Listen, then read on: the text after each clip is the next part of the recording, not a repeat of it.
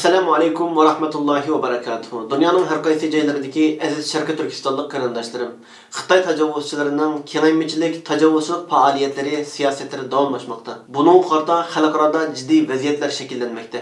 Amerika, Fransiya, Angliya ve Avrupa elleri birlikte Xitoy tajovuzchilarining kengaymichilik ishg'oliyatiga qarshi Yaponiya, Hindiston ve Tayvanni perde arkasida Amerika, Angliya, Fransiya ve Avrupa elleri başta bulup Xitoy tajovuzchilarini 3 tarafdan qorshab Hindiston, Tayvan, Yaponiyani qurol-yarog' ve askeri jihatda jiddiy taraqqiy qildirmoqda. Xitoy tajovuzchilari bo'lsa Tayvan ve Tayvanning atrofidagi o'rta dengizni toki Indoneziyaga bo'lgan dengiz rayonini butunlay o'z changalariga kirgizilishi uchun bu rayonlarning o'ziga tava ekanligini da'vo qilmoqda ve bu deniz rayonlarida sun'iy orollarni barpo qilish orqali harbiy bazalarni qurmoqda ve raketalarni yerlashtirmoqda. Xitoy tajovuzchilarining bu qilmishlariga qarata Yaponiyaning bexatarligi ve mustaqilligiga ta'sir yetkazayotganligini, Xitoy tajovuzchilarining bu kengaymichilik ve tajovuzchiligining herkesmi sukut qilib bo'lmaydigan darajada ekanligini aytdi ve Xitoy tajovuzchilarini ochiq oshkora ogohlantirdi. 現在の中国の対外的な姿勢、あるいは軍事動向等については、 Amerika prezidenti Biden Yaponiya, Hindiston ve Tayvan reisleri bilan ciddi holatda ko'rishib, netilgan qurol-yarog' kelishimnomalarini tuzdi.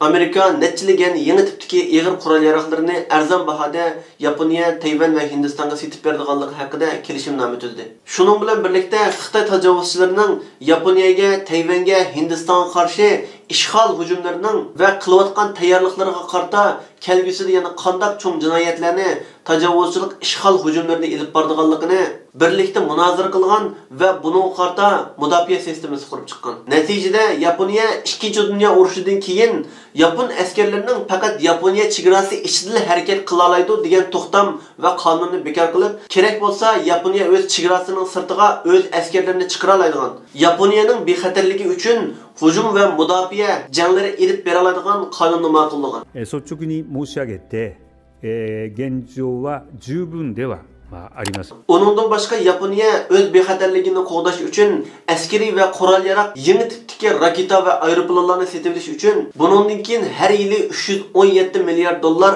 mablag' ajratilgan bo'lgan. Yana Yaponiyada 20 ming kishidan tashkillangan tor bexatarlik xodimi ve hakkerlarni o'z ishiga olgan, Yaponiyaning internet bexatarligini qo'g'daydigan, kerak bo'lsa dushmanga hujum qiladigan tor bexatarlik soqchixonasini qurib chiqmoqchi. Xitoyga qarshi ilib berilayotgan bu 3 taraflama mudofaa ve hujum sistemasining qurilishida Amerika aqli bor ekanligini xalqaro siyosatchilar so'zlamoqda. Hindistonda bo'lsa, Hindistonliklar Xitoy tajovuzchilari bilan bo'lgan chegara rayonining 3488 kilometr ekanligini aytib kelmoqda. Xitoy tajovuzchilari bo'lsa, Xitoy Hindiston chegarasining faqat 2000 kilometr doira ekanligini, qolgan qismni Xitoylarga tava ekanligini aytib, Hindiston chegara askarlariga to'xtamasdan har xil hujumlarni ilib bormoqda va ularni har xil usullarda bo'zaq qilib kelmoqda. Xitoy tajovuzchilari va Hindiston hukumatı o'rtasida 1996-yili Himalaya chegara rayonida 2 kilometr doirada har ikki tarafning Xitoylarning va Hindilarning portlatquchi buyumlarni qo'llanmasligi, o rayonga olib kirmasligi, asan o't oladigan ig'ir yeni tipdagi qurollarni bu rayonga ilib kirmasligi haqida kelishim to'xtamnomasi bor edi. Ammo Xitoy tajovuzchilari askarlari har vaqt o'ktamlik qilib, Hindiston askarlariga tosh to'qmoq va gurjak qatorliq har xil buyumlar bilan hujum qilib kelmoqda. Hindiston hukumatı oxirgi mezgillardagi 2021 va 2022dagi Xitoy tajovuzchilarining tajovuzchilik harakatiga qarshi Hindiston armiyasiga qisqa bir muddat belgilab, bu mezgil ichida cho'qim Xitoy tajovuzchilarining tajovuzchilik harakatlarini butunlay to'xtatadigan, Xitoy tajovuzchilarining haddini bildiradigan hal qilg'ich bir chora tepib chiqish kerakligini aytgan. Today, there's a lot of transparency. You have satellite pictures. If you see who moved the forces to the border areas first, I think the record is very clear. So it's very difficult for China to say what you suggested they could. Hindiston armiyasi Xitoy tajovuzchilarini chegara rayonidagi to'qinishdan dengiz rayonidagi, ya'ni Tayvan, Yaponiya ve O'rta dengizda bo'lgan to'qinish uchun oldin ola tayyorlik qilish kerakligini, O'rta dengizda o'z kuchini taraqqiy qildirish orqali Xitoy bilan robro holatda kelish imkoniyatining yuqori ekanligini, dengizdagi to'qinishda quruqlikdagi to'qinishdan ustun holatda kelalaydiganligini aytgan. Chunki Xitoy tajovuzchilari davomli Hindiston tuproqlariga ishkillab kirish orqali Hindiston chegara rayonlariga eng tuban o'lchami ovozdan 5 hassi yuqori uchadigan ig'ir tipdagi raketa bombalarini yerlashtirgan va uzun zamonlardan beri Hindiston chegaralarini davomli shaklda ishg'ol qilib, o'z chegaralarini cho'ngaytirish uchun nurg'unlagan tayyorliklarni va mudofaa sistemlarini, hujum sistemlarini barpo qilgan. Hindiston hukumati Hindiston armiyasining bu qarorini ma'qullab, har yili Xitoyga taqobil turish uchun O'rta dengizdagi dengiz armiyasini taraqqiy qildirish uchun 110 milliard dollar mablag' ajratadiganligi haqida qaror chiqargan. Xitoy tajovuzchilariga qarshi tuzilgan bu ittifoq mudofaa va hujum sistemasi Xitoy tajovuzchilarini bir vaqtda bir necha yillarda mudofaa sistemasi qurish, har xil shakldagi harbiy bazalarni, harbiy aslahalarni tez suratda mudofaa qilish va hujum qilish sistemasini qurishga majbur holatga keltirgan. Tayvanni markaz qilgan Yaponiya va Hindistonning bu xil mudofaa sistemasi Xitoy tajovuzchilarini nihoyat qiyin ahvolga tushirib qo'ygan. Onundan başqa Amerika, Angliya va Fransiya, Yevropa ellari har vaqt bu uch davlatni qattiq qo'llaydiganligi, har vaqt orqada ekanligini e'lon qilib, ularni ruhiy jihatdan kuchlantirmoqda. Hozir Amerika nurg'unlagan askarlarni Yaponiyaga yerlashtirgan bo'lib, butun dunyo bo'yicha Amerikadan qolsalar, Yaponiyada eng ko'p Amerika askarlari bor ekan. Hatta Yaponiyada Amerikaning 85 tane harbiy bazasi bor ekan. Elib berilayotgan bu mudofaa hujum sistemasi vaziyatning qancha jiddiy ekanligini, kelgusida nima ishlarning, qanday cho'ng voqealiklarning yuz beradiganligi haqida ma'lumot bermoqda. Xitoy tajovuzchilarini umumyuzlik urushga so'rab kiradigan 3 xil ehtimollik bo'lib, eng cho'ng ehtimollik deb qaralayotgani Xitoy tajovuzchilarining Tayvanni ishg'ol qilish uchun hujum boshlatishi.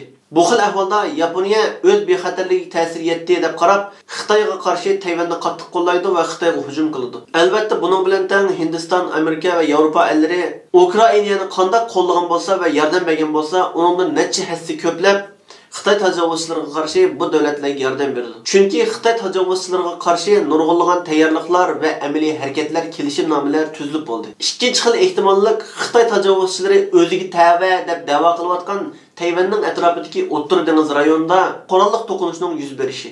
Chunki texi yaqindala Xitoy tajovuzchilari bu dengiz rayonini kontrol qilish uchun o'z dengiz armiyalarini biliqchi siyoqida yasab, u rayondagi Indoneziya va boshqa davlatlarning biliqchi kemalarga hujum qilgan. Boshqa davlatlar Xitoy tajovuzchilarini qattiq ogohlantirgan bo'lib, bu xil ahvol takrorlansa urush sababi ekanligini aytgan. Xitoylar bo'lsa bu ahvolni inkor qilgan. Ammo nurg'unlagan rasm, videolar va dalil isbotlar Xitoy tajovuzchilarining yolg'on so'zlaganligini, tajovuzchilik ishg'olchilik faoliyati ilib borganligini oshkorlagan. Agar haqiqatan Xitoy tajovuzchilari cho'ng ko'lamda O'rta dengizni ishg'ol qilish uchun dengiz armiyasini ishga solsa, Tayvan, Yaponiya va boshqa davlatlarning bexatarligiga qattiq ta'sir elib keladi. Uchinchi xil ehtimollik bo'lsa, har qanday bir shaklda Yaponiyaga ilib berilgan bir hujum Xitoy tajovuzchilarini urushga so'rab keldi. Chunki buning birdan-bir sababchisi Xitoy. Başka hech qanday bir ehtimollik yo'q. Bu 3 xil ehtimollik ustidan nurg'unlagan jiddiy va cho'ng hodisalar davomli yuz berib turmoqda.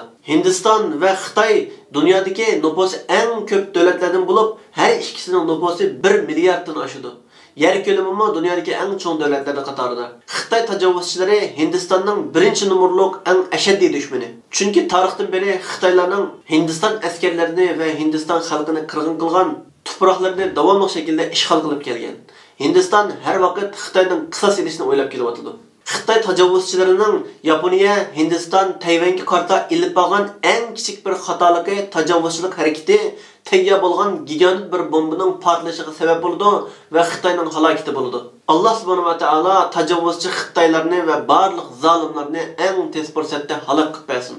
İslam ümmetini, Sharqiy Turkiston xalqini yer yuzida ustun aziz qilib bersin. Dualarda esishib turaylik, ko'rishishga omon bo'lgaysizlar. Allohga omonat.